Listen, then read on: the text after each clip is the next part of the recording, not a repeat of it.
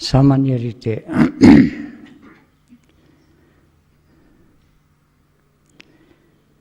સંસારી જીવ અનેક કામનાઓ, વાસનાઓથી, તૃષ્ણાઓથી ઘેરાયેલો છે.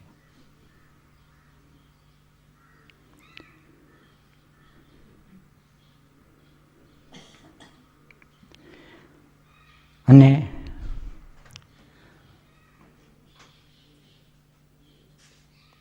એને એવી ઈચ્છા થાય કે એની દરેક કામના, દરેક તૃષ્ણાઓ પૂરી થવી જોઈએ.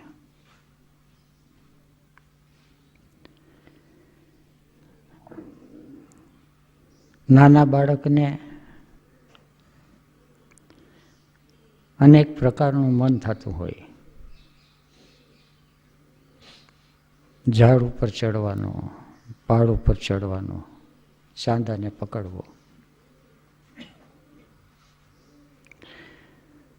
વાદળોની સાથે વાતો કરવાની, વાદળ ઉપર સવાર થવાનું. મન અને મનની કલ્પનાઓ, એમાંથી ઉઠતી કામનાઓ, કલ્પનાના તરંગે એની ચેતના વહી જતી હોય, કામનાની અંદર ફસાઈ જતી હોય.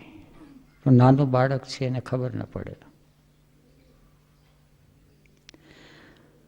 અને રેડા કરે, બીજું કરે પણ શું. કુદરત એના નિયમ પ્રમાણે કામ કરે, પ્રકૃતિ નિયમ પ્રમાણે કામ કરે. પણ અષ્ટધા પ્રકૃતિનો આખરી અંશ, અષ્ટધા પ્રકૃતિ એટલે પૃથ્વી, જળ, તેજ, વાયુ અને આકાશ. આ પાંચથી દેહ બન્યો, ઇન્દ્રિયો બની. મન, બુદ્ધિ અને અહંકાર ત્રણ, એનાથી અંતઃકરણ બન્યું, એનાથી જીવ બન્યું, સૂક્ષ્મ શરીર બન્યું. પ્રકૃતિનું આખરી તત્વ છે એ છે અહમ. અને અહમ છે જ્યાં સુધી જળ છે, જ્યાં સુધી એના ભીતરની અંદર ચૈતન્યનો અંશનો પ્રવેશ નથી થયો, ત્યાં સુધી અહંકાર અને અંધકાર, તમસથી ઘેરાયેલું તત્વ. અને જેટલા પ્રમાણમાં તમસથી ઘેરાયેલું તત્વ, એટલા પ્રમાણની અંદર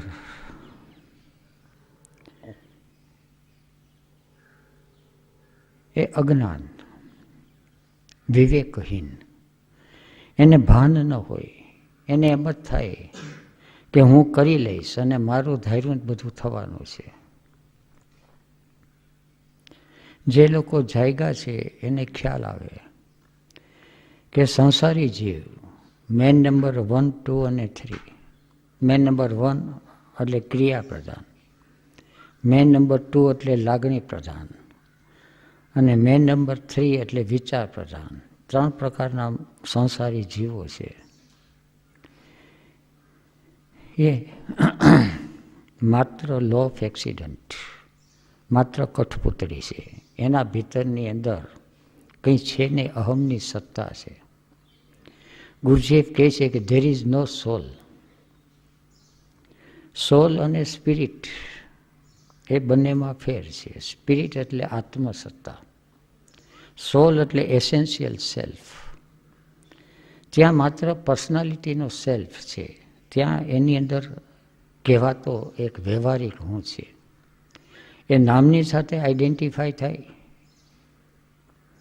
એ કોઈ પદવી સાથે આઈડેન્ટિફાય થાય, કોઈ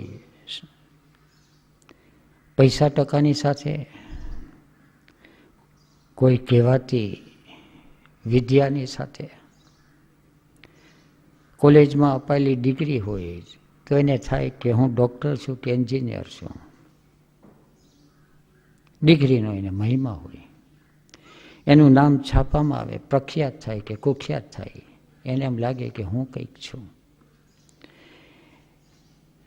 એ પટાવાળો બને, સરપંચ બને, કોઓર્ડિનેટર બને, પ્રેસિડન્ટ બને, પ્રાઇમ મિનિસ્ટર બને, એને લાગે કે હું કંઈક બની ગયો, હકીકતમાં બની ગયો, પણ બની જાય છે. એ સત્તા છે ત્યાં સુધી એ કઠપૂતળી છે, એને દેખાતો નથી. લો ઓફ એક્સિડન્ટ 1972 સાલ પહેલાં જ્યાં સુધી સદગુરુની પ્રતીતિ નથી થઈ, એના દર્શન નહોતા થયા, ત્યાં સુધીનું જીવન છે law of accident. Law of accident એટલે એવરીથિંગ હેપન્સ, બધું બન્યા કરે. જીવનની ધારા છે, જેવા પ્રકારના કર્મ એના પરિણામ આવે, સુખ દુઃખ. કોઈની સાથે દિલ લાગી જાય તો સુખ આવે, વિયોગ થાય એટલે દુઃખ થાય. કોઈ વાત માની લે તો સુખ આવે, કોઈ વાતનો ઇનકાર કરે એટલે દુઃખ થાય.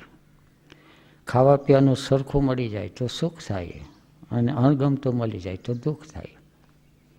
એટલે દ્વંદ્વની અંદર જીવન એ પછડાયા કરતું હતું. પણ જે લોકો જાગ્યા છે એ તો એને ખ્યાલ છે. એ આ બધામાંથી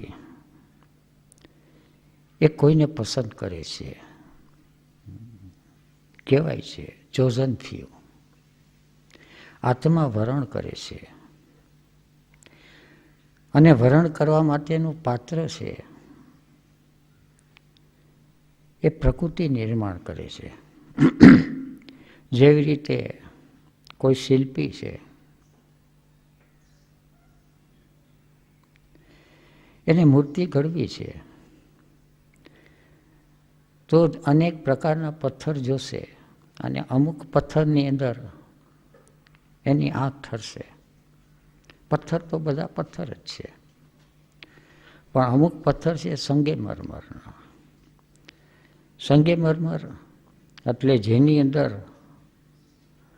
કંઈ ને કંઈ કોતરી શકાય, અને કોતરી શકાય એટલું જ નહીં, પણ એની ડ્યુરેબિલિટી પણ ચિરંજીવ હોય. બીજા બધા પથ્થરો હોય, કાં તો કોતરી ન શકાય, કઠણ હોય તો કોતરી ન શકાય, અને કોતરી શકાય તો કઠણ ન હોય. આ એક જુદા પ્રકારની ક્વોલિટી છે. લોખંડ છે, કેટલાય લોખંડ છે એને ઘડી શકાય, એમાંથી દાંતરડી બને, સૂડી ચાકા બને, બધું બને, પણ ઘડી શકાય અને મજબૂત હોય, એની ધાર તૂટે નહીં અને ઘડી શકાય. તો એક જુદા પ્રકારનું લોખંડ, સ્ટીલ. અને બીજા છે એકદમ કઠણ હોય, પણ એની માથે ઘણ પડે તો ભાંગી પડે. બીડ, લોખંડની વેરાયટી હોય, એવી રીતે લાકડાની વેરાયટી હોય, કે અમુક લાકડા છે કઠણ પણ હોય, ટકાઉ પણ હોય, અને કોતરી શકાય, સાગ અને સીસમ જેવા. અને અમુક લાકડા છે એને બળતણમાં જાય, કુવાડેથી ફાડી ફાડી અને ચૂલામાં નાખવામાં આવે. મનુષ્યના જીવ છે અનેક પ્રકારના છે, દરેક જીવ એક સરખા નથી હોતા, અને દરેક જીવનું ગંતવ્ય એક સરખું નથી હોતું. સદગુરુ છે એ પસંદ કરે છે. અને આ બહુ ગહેરી વ્યવસ્થા છે. સંસારની અંદર પડેલો હતો, લગ્ન થયેલા, બાળ બચ્ચા થયેલા, બધાનું કેમ પૂરું કરવું, ખેતીવાડી અને દુકાન. 1967 સાલ આવી, અને મધરાતે બારે ટકોરા પડ્યા, ઉઠાડવામાં આવ્યો અને નિમંત્રણ દીધું કે શારદા ગ્રામની અંદર આચાર્યશ્રી આવ્યા છે. કોઈ જવાની પ્યાસ હતી એવું નહોતું, અને પ્યાસ પડેલી હોય તો અચેતનમાં પડેલી હોય. કોન્શિયસ માઇન્ડની અંદર તો ખ્યાલ નથી. અને કોન્શિયસ માઇન્ડની અંદર તો એક જાતની દ્વેષ વૃત્તિ હતી. દ્વેષ જુદા પ્રકારની. ઘણા બધા બાબા સાધુઓને મળેલા, ઘણા બધા આચાર્યોને મળેલા, જે કોઈ આવે, મેળાની અંદર આવે, મધુવનની અંદર આવે, બધા ઘણાની સાથે ચર્ચા વિચારણા કરીએ. પણ બધા છે કંઈ ને કંઈ માગતા હોય, ભિખારી હોય, સામે માગે. શહેનશાહ તો એકાદ બેને જોયેલા બચપણમાં, મસ્ત. પણ એ વખતે એવો કોઈ પરિચય નહીં અને એવી કોઈ ઝંખના પણ નહીં. ખાલી દર્શન કરવા જઈએ. 67ની સાલની અંદર એને ખેંચ્યો. એ વખતે તો એમ હતું કે હું ગયો આટલી બધી સમસ્યાઓમાંથી, ઘરકામ અને દુકાન બધું છોડીને. અત્યારે ખ્યાલ આવે છે કે હું નહોતો ગયો, ખેંચવામાં આવ્યો હતો. પણ એ વખતે મન કબૂલ ન કરે, અહંકાર છે. 1972ની અંદર આબુ શિબિરમાં ગયેલા.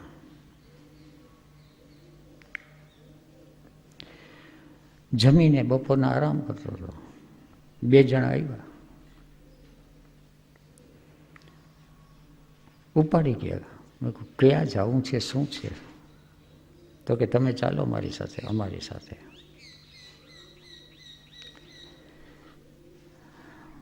એ કે બહુ જરૂરી કામ છે. કોણ જાણે શું જરૂરી કામ હશે. લઈ ગયા. એ વખતે સંન્યાસ દીક્ષાનો સમય હતો. ઓશોની કેબિનની અંદર બારણું ખોલીને બેસાડી દીધું ઓશોની સામે. અને ઓશોને કહી દીધું કે આને સંન્યાસ આપી દો. પસંદગીનો અવકાશ જ નહોતો. એ વખતે એમ થાય કે મેં સંન્યાસ લીધો. સંન્યાસ લેવાનો નહોતો, એની કૃપા હતી, પસંદ કરેલો હતો. અને 72 પછી 1974 1 નવેમ્બર જે વાત થાય છે, એને મને પસંદ કરી લીધો. પણ પસંદ કરી લીધો માધ્યમ તરીકે, એઝ અ મીડિયમ. કઠપુતળીનો ખેલ છે, એના નચાવ્યા નાચે છે. પણ કઠપુતળી એક વસ્તુ છે અને માધ્યમ છે બીજી વસ્તુ છે. માધ્યમ છે એનો અર્થ કે માલિક છે કોઈ, અને માલિકનું કામ કરવાનું છે. માધ્યમની અંદર એક વિવેક જાગી જાય. વિવેક જાગી જાય છે એટલે પેલો વિવેક તો એને ખબર પડે છે કે પર્સનાલિટીનું સેલ્ફ અને એસેન્શિયલ સેલ્ફ એ બે વચ્ચે ભેદ ક્યાં છે, એ પારખી શકે. પર્સનાલિટીનો સેલ્ફ છે એ લો ઓફ એક્સિડન્ટને આધારે જ ચાલે છે. નદીમાં તણાતું જતું લાકડું છે, એ લાકડાને કોઈ લક્ષ્ય કે ગંતવ્ય ન હોય. એ સમજીને જેની સાથે એવો વ્યવહાર કરવાનો. 2 પૈસા આવે છે અને 2 પૈસા જાય છે. Law of accident. ક્યારે આવવાના છે, ક્યારે જવાના છે, ખબર નથી.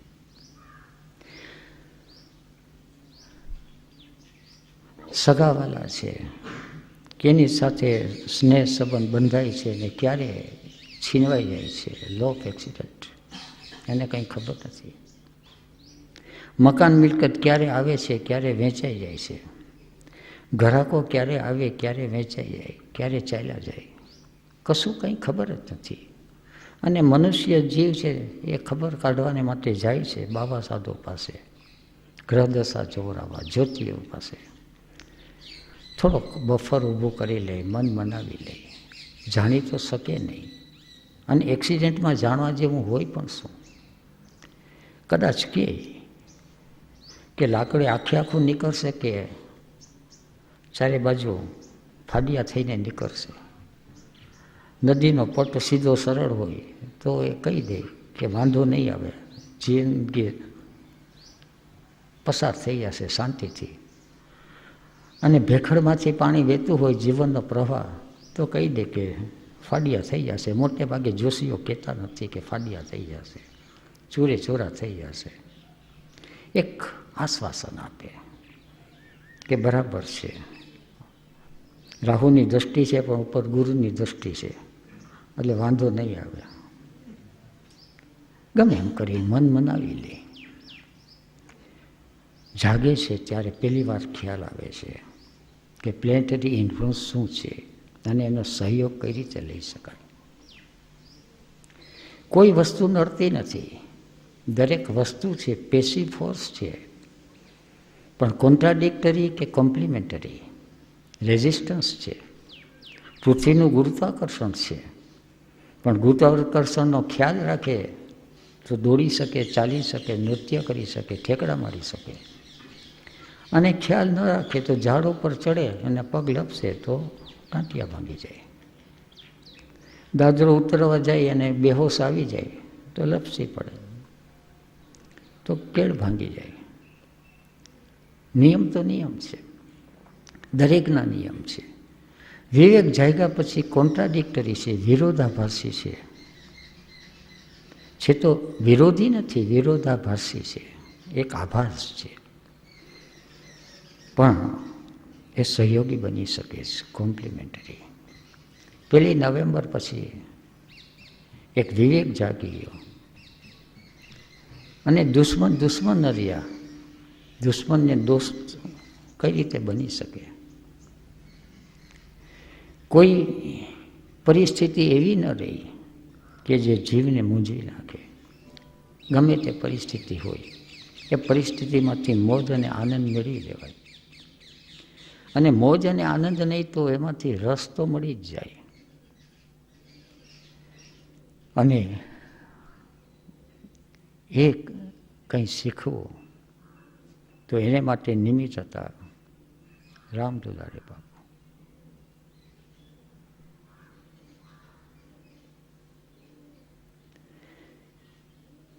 વિવેક જાગ્યો.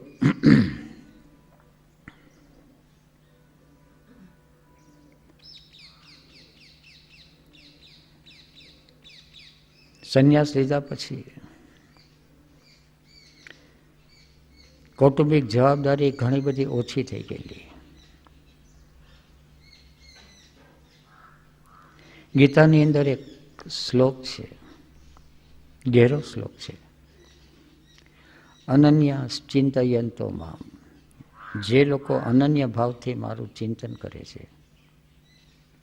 એ જના પર્યુપાસતે.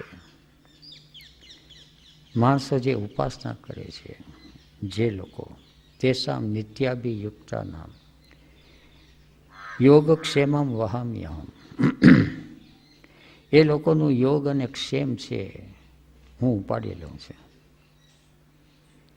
આ માત્ર સાંત્વના છે નહીં, આ એક હકીકત છે. સંન્યાસ લીધા પછી યોગ અને ક્ષેમ છે. યોગ એટલે જે વસ્તુની આવશ્યકતા હોય એ વસ્તુનો, એ વ્યક્તિનો યોગ કરી દે. અને ક્ષેમ એટલે જે વસ્તુ મળેલી છે એની જરૂરિયાત છે ત્યાં સુધી એને સાચવી રાખે, અને જરૂરિયાત પૂરી થાય ત્યારે વસ્તુ ચાલી જાય એને ક્ષેમ કહે. અને પણ આગલી શરત છે અનન્યાસ ચિંતયંતોમાં. એની સાથે સુરતા લાગી જાય, એનું ચિંતન થતું હોય. પણ સુરતા લાગવી કેટલી સહેલી તો નથી. લાગી જાય તો લાગી જાય છે સુરતા, દિલ લાગી જાય ખરા અર્થમાં. સંસારી લોકોનું દિલ લાગે છે એ દિલ નહીં, એ તો પર્સનાલિટીનો સેલ્ફ છે, એ તો લોઅર સાયકિક નેચર છે. એ તો હાલતા ચાલતા તૂટી જાય ને ભાંગી જાય. દિલ ભાંગતાય વાર લાગે નહીં, ટુકડા થતાય વાર લાગે નહીં. એ દિલ નહીં. એક દિલ છે, હાયર ઇમોશન સેન્ટર. એ લાગે, એની સુરતા લાગે. પણ લોઅર સાયકિક નેચર પણ છે જ. અહંકાર છે એ તો ભીતર પડેલો છે. પણ 67 પહેલા જે અહંકાર હતો એક જુદા પ્રકારનો હતો. સંસારી જીવોની અંદર જે જોવામાં આવે ત્યારે ખ્યાલ આવે એમાંથી પસાર થયેલો આ જીવ છે, એને એમ જ જાય. અહંકાર વિમૂઢ આત્મા કરતા અહમિતિ મન્યતે. વિમૂઢ થયેલો આત્મા. વિમૂઢ એટલે હિપ્નોટાઇઝડ, મોહગ્રસ્ત. અને ડેડલી હિપ્નોટાઇઝડ એટલે વિમૂઢ, કે અહંકાર વિમૂઢ આત્મા કરતા અહમ ઇતિ મન્યતે. હું જ કરતા છું ને મારે જ કરવું છે એમ માને છે. છોકરાને કામે લગાડવું છે, છોકરીને આમ કરવું છે, સાસુને આમ કરવું છે, વહુને આમ કરવું છે, મારે આમ કરવું છે, હું આમ કરી નાખીશ. ત્યાં સુધી અસ્તિત્વ એને ઘડાવા દે છે. અહમ હોય છે એને લો ઓફ એક્સિડન્ટમાં હોય, ઘડાતો કૂટાતો જતો હોય. પછી લાગે કે હવે અહંકાર છે એ સરખી રીતે ઘડાઈ ગયો, કૂટાઈ ગયો છે, એનાથી થાય એટલું કરી લીધું. અને દરેક ઠેકાણે એ પાછો પડી જાય, હાથ એના ઊંચા થઈ જાય. અને એ પણ ઊંચા થઈ જાય લાચારીથી નહીં. લાચારીથી થાય તો વળી પાછો અહંકાર ફૂંફાડા મારે. એક બોધથી, એક સમજથી, કે લાગે છે કે ના, કંઈક એવી સત્તા છે કે જેના હાથમાં આ બધું છે.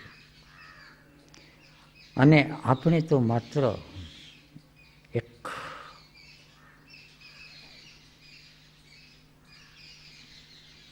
રાખના રમકડા મારા રામે રમતા રાખ્યા, કઠપૂતળી છે. એને જ્યારે ખ્યાલ આવે છે પછી એ સંન્યાસ દીક્ષા લે છે. સંન્યાસ દીક્ષા લીધી એટલે હવે એ માત્ર મીડિયમ બને છે, માધ્યમ. ક્યાંની સંન્યાસ દીક્ષા લે, કોની લે? કોઈ જીવંત વ્યક્તિ હોય કે જીવંત વ્યક્તિ ન હોય, સરેન્ડરિંગ, સમર્પિત. કોઈ જીવંત વ્યક્તિ હોય તો એને માધ્યમની વિશેષ ખબર પડે. જીવંત વ્યક્તિ ન હોય તો માધ્યમનું થોડીક મુશ્કેલી પડે. માધ્યમનો અર્થ ઇલેક્ટ્રિક કરંટ છે. તો ઇલેક્ટ્રિક કરંટ તો સીધે સીધો તો ક્યાંય પહોંચતો નથી, એને વાયરની જરૂર પડે, એની અંદરથી પસાર થાય. એ તાંબાનો વાયર હોય, સોનાનો હોય, ચાંદીનો હોય, એને પાછું કવરિંગ કરે પ્લાસ્ટિકનું, જેવા પ્રકારનું કરંટ જાતો હોય એ પ્રમાણે. તો એ છે માધ્યમ છે. આ માધ્યમ છે ગુડ કંડક્ટર ઇલેક્ટ્રિસિટીનો. એવી રીતે ચૈતન્યનો પ્રવાહ છે એ ઉતરે છે.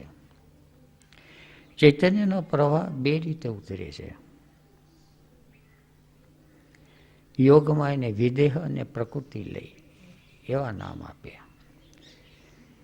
ચૈતન્યનો પ્રવાહ છે જ્યારે નવું શરીર ધારણ કરે અને ઉતરે, એને આપણે અવતાર કહીએ છીએ, અવતારી ચેતના. એ ઉતરે છે અને શરીર લઈને ઉતરે. શરીર, સ્થૂળ શરીર, સૂક્ષ્મ શરીર અને એની સાથે 7 સેન્ટરો, ત્યારે એને અવતાર કહે. 7 સેન્ટર એટલે thinking, emotion, instinct, moving, sex, higher emotion અને હાયર થિંકિંગ. જ્યારે અતિશય કામ કરવાનું હોય ત્યારે માલિક પોતે જાય, અને જ્યારે અમુક કામ થઈ જાય પછી મેનેજરથી કામકાજ ચાલે બધું. એને માધ્યમ કહે, અને માધ્યમની અંદર ચેતના એનું અવતરણ થાય. 1 નવેમ્બરે માધ્યમ તરીકેનો સ્વીકાર થયો. હવે જે કાર્ય કરવાનું હતું, પણ કાર્ય કરવાના માટે માધ્યમની અંદર જે તૈયારી કરવી જોઈએ, અને જે વસ્તુ ખૂટતી હતી, કારણ કે એક બાજુ પર્સનાલિટીનો સેલ્ફ હતો, એનું આવરણ વિશેષ હતું. પર્સનાલિટીનું સેલ્ફ જ્યાં સુધી સરખી રીતે ઓગળી ન જાય, સરખી રીતે કોમ્પ્લિમેન્ટરી ન બને, ત્યાં સુધી માધ્યમ તરીકેનો સ્વીકાર ન થાય. અને માધ્યમ તરીકે તૈયાર કરવાનું કામ કર્યું રામદુલારે બાપુએ. એક હતું કે જ્યારે એક અવસ્થા પ્રાપ્ત થઈ,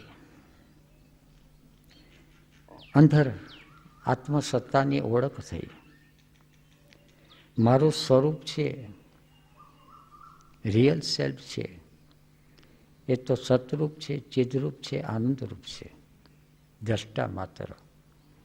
બીજું છે જે એસેન્શિયલ સેલ્ફ, એ ચક્કર માર્યા કરે છે, સુખ દુઃખને ભોગવા કરે છે, પીડા થાય, કોઈ ગુજરી જાય, કોઈનું મિલન થાય ત્યારે સુખ આવે. 5 સેન્ટરની અંદર અથવા 7 સેન્ટરમાં એ જીવાત્મા છે, એની ગતિ કર્યા કરે. અને ત્રીજું છે પર્સનાલિટીનો સેલ્ફ. પર્સનાલિટીનો સેલ્ફ છે એક વ્યવહાર છે, એ જાત જાતનું બને છે. ખેતી હતી ત્યારે ખેડૂત બન્યો હતો, દુકાન હતી ત્યારે વેપારી બન્યો હતો, અને કંઈ આશ્રમ વ્યવસ્થા થઈ તો એ આશ્રમવાસી બને, ઓશોનો સંન્યાસી બને. પણ આ બધું છે એક વ્યવહાર માત્ર છે. વ્યવહારની જગાએ બરાબર છે, અને ત્યાં લો ઓફ એક્સિડન્ટ કામ કરે છે, એનો ખ્યાલ છે. કેટલા સંન્યાસી આવ્યા, કેટલા ગયા, વાદળું આવે ને વાદળું જાય, વરસી જાય. ત્યાં લો ઓફ એક્સિડન્ટ. રસોડામાં ખાવાનું છે કે નહીં, શું બનાવવાનું છે, લો ઓફ એક્સિડન્ટ. કેટલાક છે લો ઓફ એક્સિડન્ટમાં પડ્યા હોય. અંદર લો ઓફ ડેસ્ટિની ફેટ હોય, પણ ફેટ તરફ જવાને માટે થોડું સફરિંગમાંથી પસાર થવું પડે. એ સફરિંગમાંથી પસાર થવાની ઈચ્છા ન હોય, એને સુખ જ જોતું હોય, માત્ર સુખ. એટલે સુખની આશા ને તૃષ્ણાની અંદર એ ભટકા કરે. પછી ખ્યાલ આવે કે જીવનનું લક્ષ્ય સુખ નથી. સુખ છે એ તો બાય પ્રોડક્ટ છે, આવે છે અને જાય છે એના નિયમ પ્રમાણે. પછી એ કંઈ કરે છે. ગુરજેફ એને કહે છે કોન્શિયસ એફર્ટ અને વોલન્ટરી સફરિંગ. એને આપણે ત્યાં તપ, સ્વાધ્યાય અને ઈશ્વર પ્રણિધાન યોગમાં કહે. પર્સનાલિટીના સેલ્ફની છાયા સાવ છૂટી નથી ગઈ, અને પર્સનાલિટીના સેલ્ફ પ્રત્યે એક જાતની અણગમો, દ્વેષભાવ ઊંડો કોઈ પણ માણસની સાથે હવે વ્યવહાર કરવાની ઈચ્છા ન થાય. એક અંદર અવસ્થા બની ગઈ. એટલે ધ્યાનની ગહેરાઈમાં અને આત્મસત્તાની સાથેના અનુસંધાનમાં પડી રહેવાની એક વૃત્તિ થઈ ગઈ. અને બરાબર એ જ વખતે રામદુલારે બાપુ એ લગામ પોતાના હાથમાં લીધી. મનુષ્યના જેના માધ્યમ દ્વારા આ અવસ્થા પ્રાપ્ત થઈ, પત્ની હતી, બાળકો હતા, દુકાન હતી, ખેતીવાડી હતી, ખેત મજૂરો હતા, ગ્રાહકો હતા, અને જે જીવનની અંદર આવ્યા એ બધાનો હાથ હતો. પણ એ વખતે ખ્યાલ નહોતો. એ વ્યક્તિ તો અહંકારે જુદું રૂપ લીધું કે જે કંઈ મને મળ્યું છે એ મારી સાધનાના પરિણામે મળ્યું છે.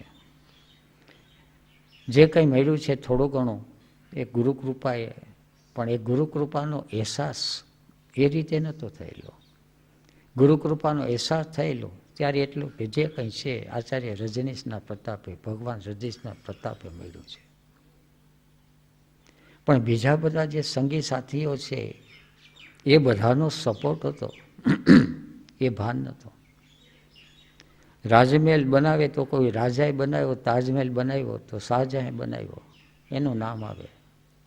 પૈસા એનાય પૈસા હતા ને, પણ એક વ્યવહાર છે, પ્રજાના કરમાંથી હોય, બધા શિલ્પીઓ કર્યું હોય, કેટલાય રાત દિવસ ઉજાગરા કર્યા હોય, કેટલા ઉપર અત્યાચાર થયા હોય, તાજમહેલ બન્યો છે. પણ સંસારી જીવને તો આ કોઈ ખબર જ ન હોય. બાપુએ આવ્યા અને શરૂઆત કરી. શરૂઆત જે કરી એટલે માણસો સાથેનો એક વ્યવહાર. આની પહેલા જવાનું થયેલું માથેરાન શિબિરમાં.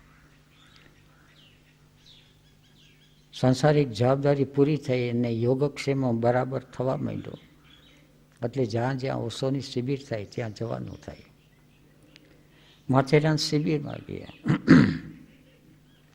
ખુલ્લા મેદાનની અંદર શિબિરનું આયોજન થયેલું. દૂર દૂર માઇક હતા.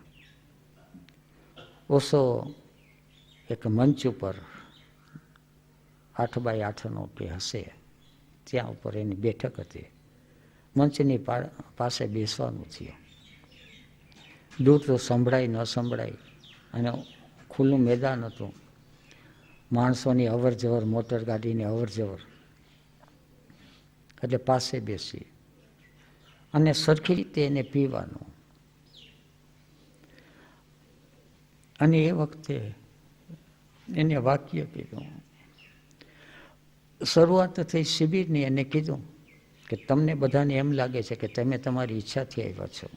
એ નથી કે મેં તમને બધાને અહીં ખેંચ્યા છે. અને આ વાક્ય છે એ હૃદય સંસર ઉતરી ગયું. ખળભળાટ મચાવી દીધો. એક બાજુ એમ લાગે કે આટલી બધી માથાકૂટ કરીને માંડ પૈસા ભેગા કરીને અથડાતા કૂટાતા અહીં સુધી પહોંચ્યા અને અહીં કે છે અને ઓશોની વાણી એટલે અસત્ય તો ન હોય. હૃદય સંસર્વી ઉતરી જાય. ખેંચ્યા છે તો હકીકત તો એ હોવી જોઈએ. ત્યારે હું આ બધાથી અથડાતો કૂટાતો આવ્યો એ શું અને એને ખેંચ્યા એ શું? બેની અંદર એક કોન્ટ્રાડિક્શન, વિરોધી ઊભું છે. એવી જ રીતે જ્યારે ઘટના બની ગઈ અને એક બાજુ ઝૂંપડી અંદર પડ્યો હતો, મારે નહોતું જવું ક્યાંય પણ નહીં. હું મારી ઝૂંપડીમાં બધું બરાબર છે. ત્યાં તો બાપુનો કોલ આવ્યો. પહેલાં તો અનંત સ્વામીને આવ્યો કે કીર્તન કરવાનું છે કે આવી જાઓ. એટલે ના પાડી કે મને એમાં હવે રસ નથી. રસ નથી એટલું જ નહીં, જરૂરે નથી. જરૂર હોય કે ન હોય તો ઠીક છે, પણ એક અણગમો અંદર આવી ગયો. એ બાપુએ 2-4 કોલ મોકલ્યા. પછી તો ગઈકાલે વાત થઈ કે 2 જણા આવીને ઉપાડી ગયા. જાવું તો કે નહોતું જવું, નહીં જવાનું જ છે. જેમ છોકરાને ભણવું જ પડે, એને ઈચ્છા તો થાય કે રહીમાં કરીએ, કે ઘરની અંદર મજાનું છે કે પથારીમાં પડ્યા કરીએ, સૂયા કરીએ, પણ એવું નથી. સુવા દેશે નહીં. સુવા માગીએ, ગમે તેટલું સુવા માગીએ. સારો તો ઉપાય એ છે કે જ્યારે જગાડવા જ આવ્યા છે પોતાની જાતને જેટલો સંઘર્ષ કરશો એટલી પીડા વધારે થવાની છે. જગાડી છૂટકો જ છે. પડ્યું રહેવા ન દે. જેને પડ્યું રહેવા દે છે ને પડ્યું રહેવા દે છે, પણ જેને નિશાળમાં એડમિશન મળી ગયું છે પછી તો એને ભણવું જ પડે. કાં એડમિશન ન લેવું, સંન્યાસ દીક્ષા લીધી છે તો પછી છૂટકો નથી. પણ એ ભાન તો હવે રહીને આવે છે. એ વખતે એ પણ ભાન નહોતું. સંઘર્ષ કર્યો, અંદર પીડા ઘણી થઈ, ગામની અંદરથી શોભાયાત્રા કાઢી, પણ અંદર સંઘર્ષ ચાલ્યા કરો અને ધીરે ધીરે ધીરે દ્રષ્ટાભાવ અને સાક્ષીભાવ આવ્યો. એ પછી એનો અનુભવ થયો. અશોકનગરની શિબિર હતી. અશોકનગરની શિબિર કરેલી, એની અંદર સ્વામીજીએ તેડાવ્યા શિબિર માટે. સ્ટેશને ઉતર્યા ત્યારે 200-500 જણાનો કદાચ એ બધા લેવા આવેલા. એક આઘાત અને આશ્ચર્ય અને બધાય ભરાઈ ગયો. આટલું બધું, કારણ કે એની પહેલાં એક અનુભવ થઈ ગયેલો. એક સ્વામીજીએ પત્રિકા મોકલી, નિમંત્રણ, લલિતપુરનું શિબિર.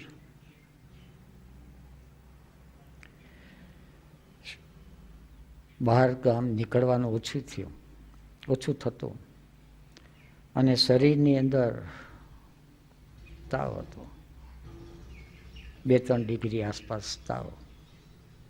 પણ એ વખતે શરીર થોડું સહન કરી શકે એવું હતું. સાથેમાં સાથે હતા. સ્ટેશને ઉતર્યા. સ્ટેશને કોઈ લેવાવાળું નહીં. એટલે સહજ રીતે થયું કે કંઈક વ્યવસ્થાની અંદર હશે.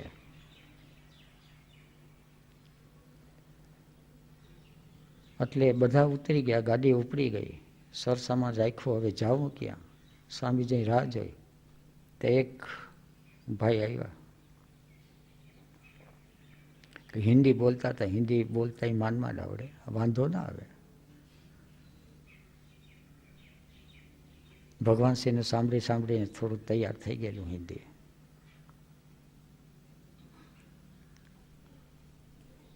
આવીને પૂછ્યું કે બ્રહ્મ વેદાંત? મેં કહ્યું સ્વામીજી કહાં ગયા? તો કે સ્વામીજી પૂના ચાલ્યા ગયા.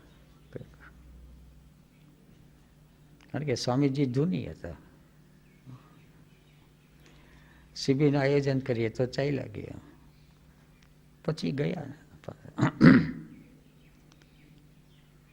પછી તો એક બાજુ તાવવાળું શરીર,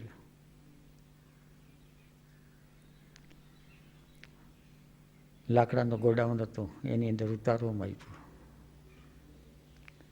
સામે 2-3 ટોયલેટ હતા અને એની સામે 2 ખાટલા સુવાના પાથરી દીધા. બીજે જગા નથી. અને જ્યાં શિબિરનું સ્થળ હતું એ 8x12 કે 14 રૂમ હતો. એની અંદર 5-7 જણા શિબિરાર્થીઓ ભેગા થયેલા. પણ તોય શિબિર. અને અશોકનગર જવાનું છે. શોભાયાત્રા કાઢી, 4-5 ઘોડા કાઢી. આગળ હતો બેન્ડ વાજાની બધી, આમ લગ્નનો વરઘોડો હોય એ ઘોડાગાડીની અંદર મારીને સ્વાતિમાને બેસવાનું. બીજી ઘોડાગાડીની અંદર શિબિરના આયોજકો તેને બેસવાનું. ત્રીજી ઘોડાગાડીમાં એના જે કંઈક સગાવાલા હતા. અને 4-5 ઘોડાગાડી હતી કે ખબર નહીં, પણ મારી તો વિચારધારા સ્તબ્ધ થઈ ગઈ. અને દ્રષ્ટાભાવ કે સાક્ષીભાવ સિવાય છૂટકો જ નહોતો. આવી પરિસ્થિતિ નિર્માણ થઈ અને એનો અનુભવ માધવપુરની શોભાયાત્રામાં મળી ગયેલો. એક જ હતો કે અહીંયા બધા પરિચિત હતા, ત્યાં બધા અપરિચિત હતા. તો પરિચિતની સામે અહંકારને કઈ રીતે પ્રતિભાવ દેવો અને અપરિચિતની સામે કઈ રીતે દેવો, એ રીતે તૈયાર કરેલો. અને પછી તો ત્યાં જબરજસ્ત માંડવો હતો. 5-7 હજાર સંખ્યા ગણી નથી, પણ આના કરતાં તો 3-4 ગણો બધો જગા હતી ને બધા જેણે શિબિરનું આયોજન કરેલું પૈસા પાત્ર હતા. જેવી રીતે દીકરીના લગ્નની અંદર બધો ખર્ચો કરે ને એમ શિબિરની અંદર એવો બધો ખર્ચો કરેલો.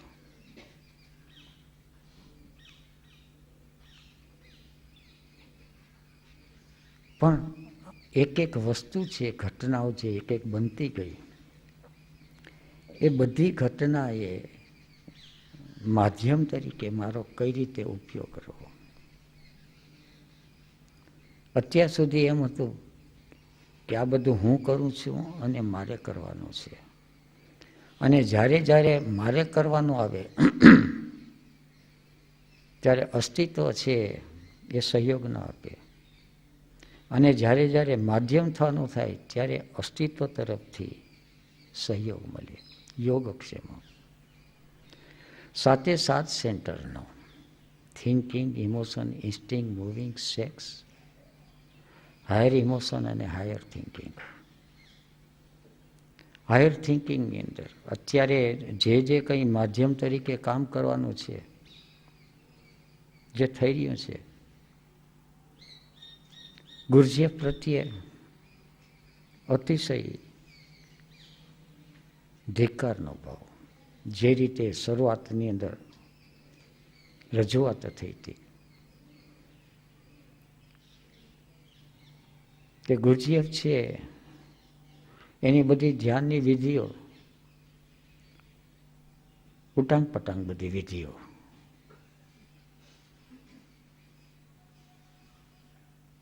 અને બુદ્ધિગમ્ય ન હોય એ વાતનો અસ્વીકાર થતો. બુદ્ધિની પાર અમુક વસ્તુઓ છે, પણ એ બુદ્ધિની પાર છે, પણ અનુભવ ગમ્ય છે. ત્યારે આ તો બુદ્ધિની પાર તો ઠીક છે, બુદ્ધિમાં ઉતરે નહીં અને અનુભવ શૂન્ય થાય. એ વસ્તુનો વિવેક આવી ગયેલો. પણ ગમે તેમ ગુરુજીએફનું તો શરીર છૂટી ગયા, પણ ગુરુજીએફનો શબ્દ જે છે એ આકસ્મિક આવી ગયો. વાંચવું નહોતું, ઈચ્છાય નહોતી, અને જાગૃતિની એક અવસ્થામાંથી પસાર થવાનું થતું, અને સ્વાતિમાં પુસ્તક લઈને આવ્યા, ઇન સર્ચ ઓફ મિરેક્યુલસ. વાંચવાનો ઈશારો કર્યો કે આ વાંચવા જેવું છે. મેં કોનું છે? ગુરુજીએફ. એટલે ઇનકાર કરી દીધો. એની સાથે કંઈ નિસ્બત જ નથી. જે વસ્તુની સાથે કંઈ સમજ ના આવે. શરૂઆતમાં કંઈક ઇનકાર કરવાની એક કુટેવ પડી ગઈ હોય એવું લાગ્યું. દરેક વાતનો ઇનકાર જ કરે. પણ એક ભાવ તો કોઈ એવું લાગ્યું.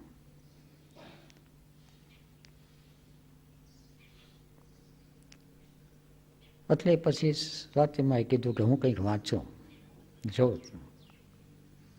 અને પેરેગ્રાફ વાંચવાની શરૂઆત કરી, અને જે પેરેગ્રાફ વાંચવાની શરૂઆત કરી ઉપેક્ષા ભાવે સાંભળતો હતો.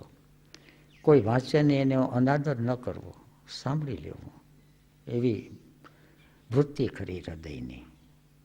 સ્વીકારવું ન સ્વીકારવું, સ્વીકારવું ન સ્વીકારવું એટલે રામદુલારે બાપુ યાદ આવ્યા. કોઈએ પ્રશ્ન પૂછ્યો કે સ્વીકાર અને અંગીકારમાં શું ફેર? બાપુ નાનકડા ઉત્તર આપતા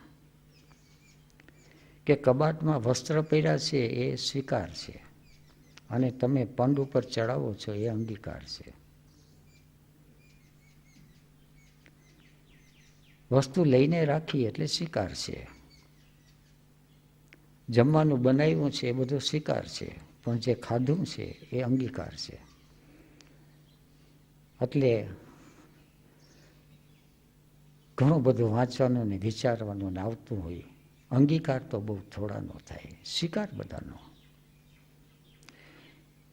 સ્વાતિમાં વાંચતા હતા, શિકાર વાંચે છે, સાંભળી લઈએ. પણ જોગાનું જોગ એ જ પેરેગ્રાફ આવ્યો કે જેની અંદરથી મારી અવસ્થા પસાર થતી હતી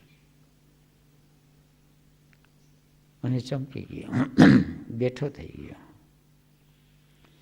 અને પછી તો આખો પેરેગ્રાફ આખું વાંચ્યું અને શરૂઆત થઈ ગઈ. ગુરજીએફની સાથે દિલ લાગી ગયું. અને દિલ એટલે સુધી લાગી ગયું કે હજી છૂટ્યું નથી, ચાલુ જ છે જુદી જુદી રીતે. પણ સમસ્યા જે છે કે પ્રકૃતિ સહયોગ આપે. ગુરજીએફના પુસ્તકો તો મળે નહીં, અને માધવપુરમાં તો ઠીક, કોઈને પૂછે તો શહેરના મોટા મોટા સ્ટોરમાં, બુક સ્ટોલની અંદર પણ મળે નહીં.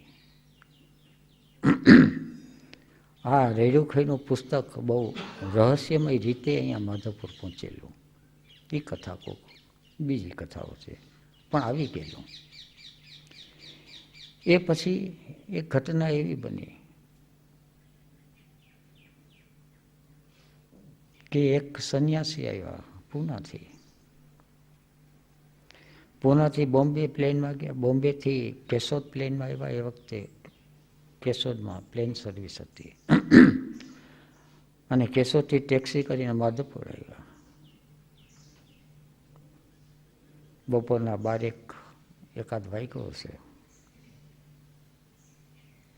જમીને બેઠો હતો, બેગ લઈ, અને મોટી બેગ હતી. આવીને જે કર્યા, કોઈ પરિચય નહીં,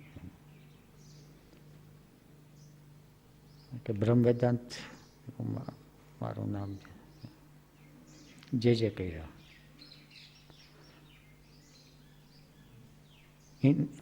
મહારાષ્ટ્રીયન હતા. हिंदी में पूछो ना, मुझे जानना है लॉ ऑफ ऑक्टेव, और मैंने सुना है कि आप इसके बारे में काफ़ी गहरे गए हैं. ने कीधु कि इतना तो मुझे पता नहीं, मगर आपने खाना न खाया हो तो आ जाओ.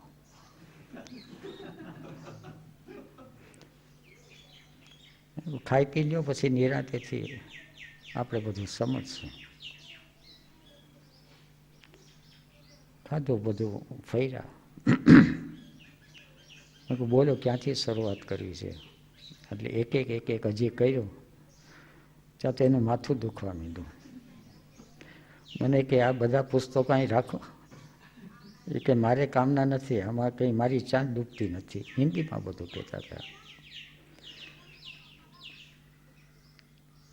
અને તમારે જ્યાં સુધી રાખવા હોય ત્યાં સુધી રાખજો. ગુરજીએફનો આખો સેટ અલભ્ય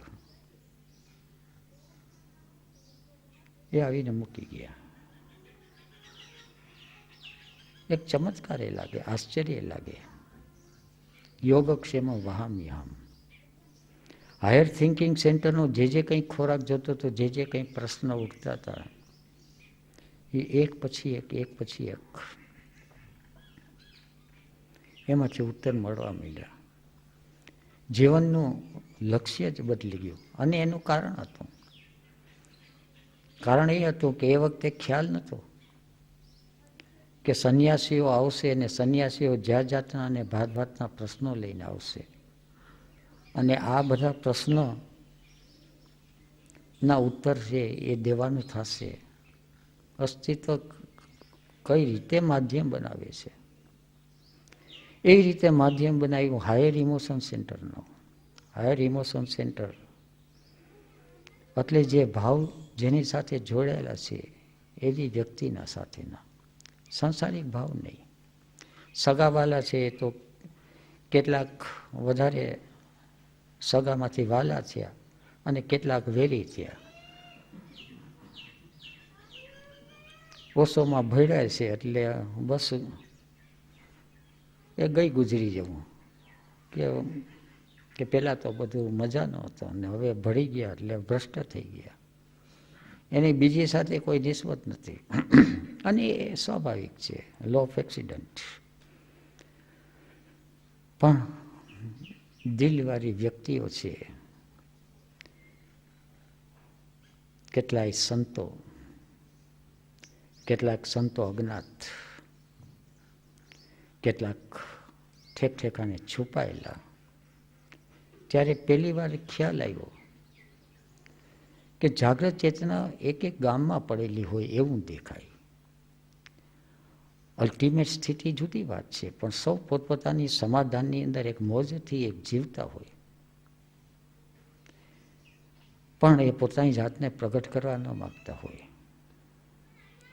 અને એને કદાચ કહીએ પણ તો એ હસીને કહે કે જ્યાં છે ને સૌના યથાસ્થાને બધા ગોઠવાયેલા પડ્યા છે. અને એ પછી તો ક્યાંય પણ જવાનું થાય, સુરેન્દ્રનગર જવાનું થાય તો ત્યાં મળે, મોરબી જવાનું થાય તો ત્યાં મળે, દ્વારકા જવાનું થાય તો ત્યાં, જ્યાં જ્યાં શિબિર જવાનું થાય ત્યાં ક્યાંક ને ક્યાંક કોક પડ્યું હોય. કોઈ મકાનમાં હોય તો કોઈ ઝૂંપડાની અંદર હોય. સમાધાન, એને સંસારના તાપ એને લાગે નહીં. અને એની સાથે એવું પણ મળે, કેટલાક મહેનત કરવાવાળા મળે અને કેટલાક દેખાડો કરવાવાળા મળે. અને બધી રમત આ બધી ચાલતી હોય. હાયર ઇમોશન સેન્ટર, સેક્સ સેન્ટરની અંદર એવા એવા પાત્ર મળી જાય કે જેની અંદર સેક્સ એનર્જીનું સબ્લિમેશન થાય. Lower thinking centre, lower emotion centre અને ઇન્સ્ટિંક્ટ મૂવિંગ સેન્ટર, એની અંદર યોગક્ષેમ. યોગક્ષેમ એટલે આર્થિક સમસ્યા પછી ક્યારેય નડી નથી. એક માણસ હોય કે 1000 માણસ હોય, ક્યાંય પણ જવાનું હોય,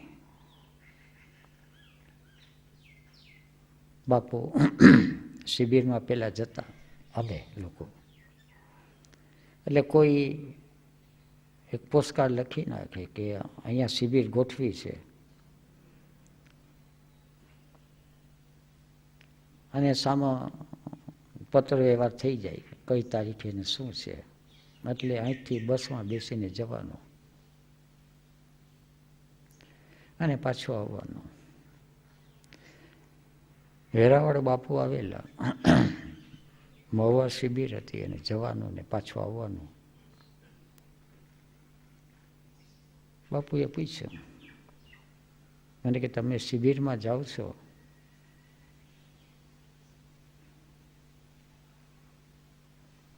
એની વ્યવસ્થા કઈ રીતે કરો છો? મેં કહ્યું બાપુ આર્થિક એટલી સમસ્યા નથી એટલે અમે જઈએ છીએ, અને મોટે ભાગે બસ ભાડાની બધો ખર્ચો સ્વાતિમા તરફથી હોતો. મારું કામ ચણા દાળિયા લઈ લેવાનું અને ખાતા જઈએ રસ્તામાં અને મોજ કરતા જઈએ. અને જ્યાં શિબિર હોય ત્યાંથી પાછા આવવાનું હોય તો એ બસની ટિકિટ કપાવી દે, એટલે પાછા મોજ કરતા કરતા પાછા આવીએ. બાપુ કે ત્યાં બધું પ્રવચને ધ્યાન ને કરો એનો કંઈ નહીં. અને કે રજનીશ તો આ એક એકના પૈસા લે ખબર છે ને.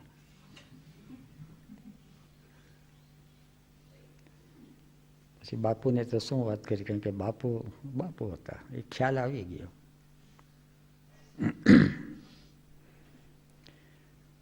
પછી કંઈ બોલ્યા નહીં. પણ પછી વ્યવસ્થા એવી થઈ ગઈ કે પછી બસમાં જવાનું જે લગભગ બંધ થઈ ગયું. જે કોઈ શિબિરવાળા જે આવી જાય તો ગાડી સ્પેશિયલ મોકલે ને ગાડીમાં મૂકી જાય ને તેડી જાય ને મૂકી જાય ને. અને પછી તો ઘર વ્યવહારે કેમ ચાલવા માંડ્યો, યોગક્ષેમ માટે યોગક્ષેમ, ને અત્યાર સુધી યોગક્ષેમ ચાલે છે. વધુ આવતીકાલે.